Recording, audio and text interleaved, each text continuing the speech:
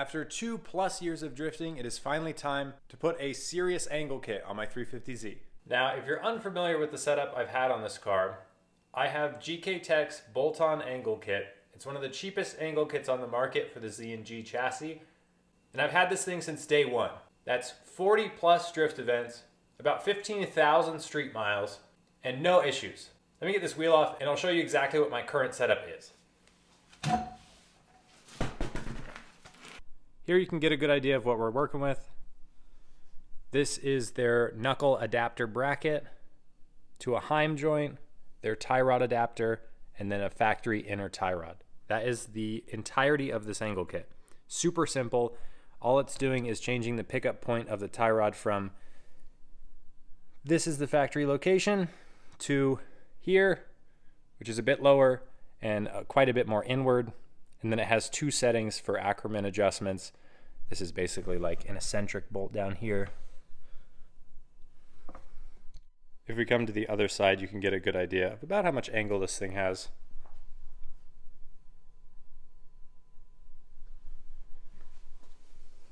Now, like I said, this kit has done me great. I recommend this thing to absolutely everybody who has a Z or G chassis and wants to get into drifting. It's super affordable. It uses all factory parts except for that one Heim and the tie rod adapter.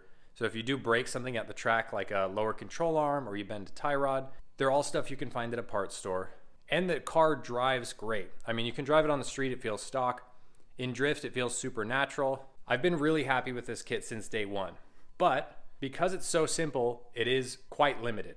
What I mean by that is because it retains the stock lower arms, this dual arm setup down here, it becomes really limited because of the two factory arms, and the factory ball joints are seeing a lot of stress that they aren't normally used to. Especially this ball joint, which is on the rearward control arm. It's the one that goes back. This arm right here, they call it like the compression arm or the rearward lower control arm. At angle, this ball joint gets a lot of stress, especially at angle on compression when there's obviously a wheel on here putting weight. It makes that ball joint do things it's not really designed to do. I've had one fail before. I honestly think another one's about to fail, and it also puts a lot of stress on the bushing on this lower control arm. So that's just a stock rubber bushing in there. And you probably can't see, but it gets a lot of deflection side to side because it's a rubber bushing about that big in this much bigger opening. So it moves a lot side to side. Now, yes, it's not a huge concern, especially because I keep an eye on that stuff a lot.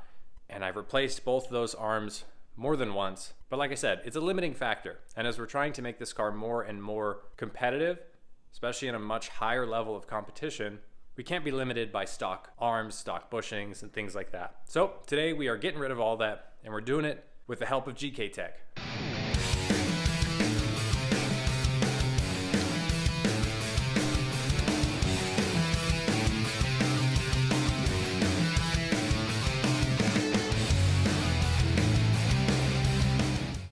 Step one in getting these factory control arms out and the new GK Tech Super Lock lower control arm in, we have to remove the factory under subframe brace thing. Let me get under there and I'll show you exactly what I'm talking about. So it's this brace right here. There are 8 14mm bolts. You've got 2 in the front and then 3 going off to each side. And then we've got one big 19mm nut. That is actually a stud that comes off the chassis, and that's what holds this rearward control arm in on the back side. So let's get this whole brace out and then we can get a better look at that.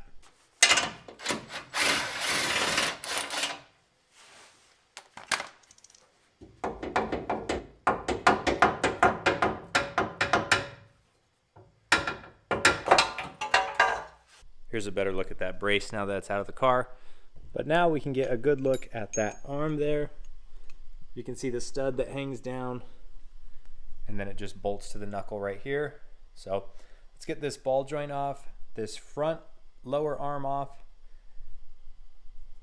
and we're just about ready for the new one.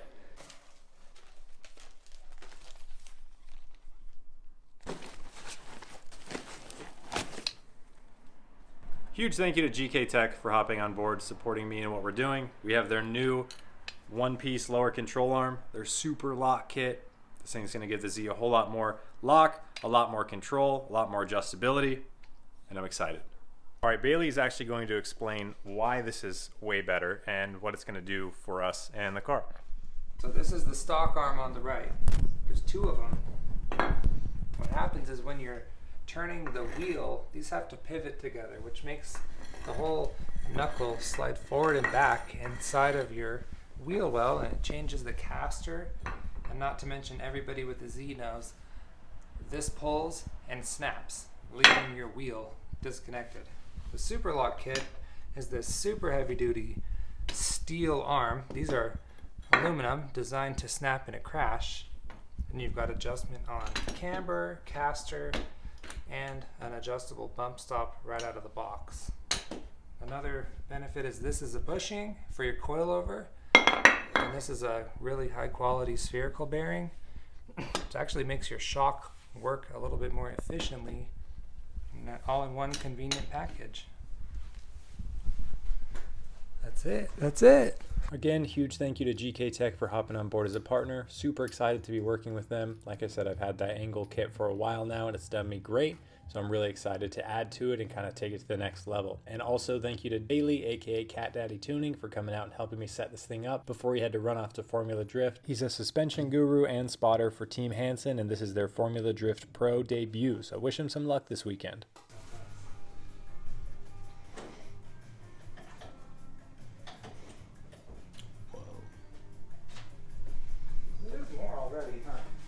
All right, as you can see, the wheels are on the car. The kit is on the car, but we're not quite done yet. But before we get into the details, let's at least admire this for a second. The car has quite a bit more front camber.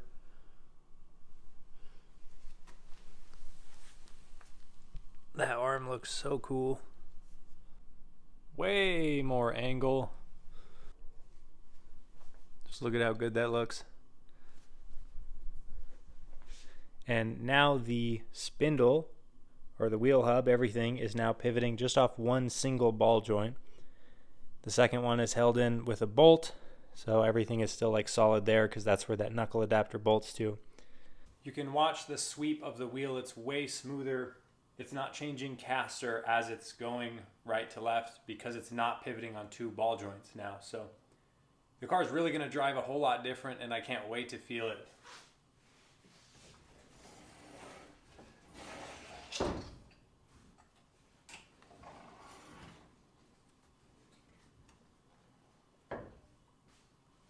Hopefully you could kind of see what I was talking about there. The way it pivots is just way different, and it's going to end up driving a whole lot smoother. And like I said, we do have quite a bit more adjustments, so we can really get this thing dialed in. Before we get there, before we can drive this thing, there are a few things I need to change that I wasn't really sure about.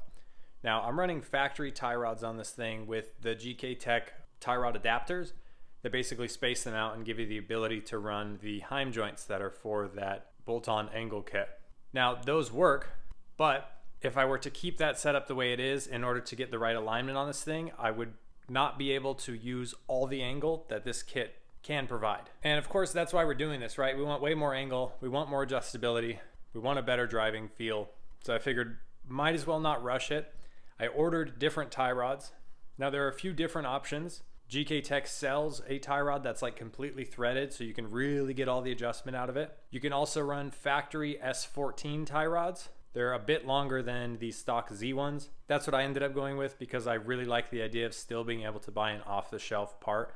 So if something does happen, I can go down to AutoZone and buy a spare. The other thing I'm adding is GK Tech makes a tie rod spacer. Their bolt-on angle kit comes with one. I bought a second, so we're gonna space both the tie rods out, run a bit longer tie rods just to make sure the thread engagement's correct. And that should give me the ability to run this Super Lock kit at absolute max and really get the full lock that this thing provides. Like I said, we can run it as is, and I can limit the lock. It came with bolt-on lock stops, but I don't wanna do that. I wanna have this thing set to absolute max so I have every degree of angle we can possibly use and get this thing as dialed as possible, even if it means waiting a little bit longer. Also worth mentioning, while we were doing all this, I was kind of doing a quick nut and bolt check because I haven't really done that in a while, and That's my inner tie rod totally blown out. So it was time for a replacement anyways. Might as well upgrade it while we're in here. One of the reasons you may want a longer tie rod or like a tie rod spacer or something along those lines, this kit is at minimum 25 millimeters longer than the factory setup. And I think at max it's over 50 millimeters. So you're talking 1 to 2 inches wider of a stance, meaning it's pushing the spindle out 1 to 2 inches depending on how you adjust it. So that explains why you need that extra adjustability in your tie rod. And how we had this thing set up before, there just isn't that adjustability. So like I said, we're waiting on some new tie rods, but that's a real simple fix. Overall, I think this kit is so cool. I think it's a great like middle ground, right? It's a step above the bolt-on, but it's not like a full crazy kit with a complete replacement knuckle, which again is just more parts to replace if you do get into the wall or something. Like I have a few spare factory knuckles that I'm gonna end up bringing to the track. And it would be cool to have an aftermarket one, but again, we're going for how much can we get out of this car without going crazy and without going broke? Because like it would be cool to have something like WiseFab on this car, right? But that is like well over $2,000, if not closer to $3,000. And if something breaks, those parts are really expensive to replace, and they're not parts you can just buy. That's where I love the idea of what GK Tech is doing, because I can use factory parts mixed in with their stuff. That's super strong, by the way. Like I should mention, these are very thick chromoly lower control arms. I'm sure they're going to stand up to a lot of abuse. Like I said, I think it's just kind of the perfect balance for where this car is at, what we're doing with it. I cannot thank GK Tech enough for hopping on board as a partner. I think it's awesome that they believe in me, what I'm doing, and it wouldn't be possible without you guys. So thank you so much for watching. I hope you enjoyed this video. I know it wasn't a super in-depth like install video. GK Tech actually has one on their YouTube channel. I'll put a link down below. If you want like a step-by-step how-to on actually how to install this, that's on there. I just kind of wanted to explain what this kit is, how it works, why it is as good as it is, and hopefully it answered some of your questions. Otherwise, drop a comment down below if you have any specific questions. I'm happy to answer them. Like I said, we're just waiting on some parts for this thing. We will be out on track soon. The next event we're going to be at is Drift Roulette High Stakes. Round 2 is at Willow Springs again, same as last time.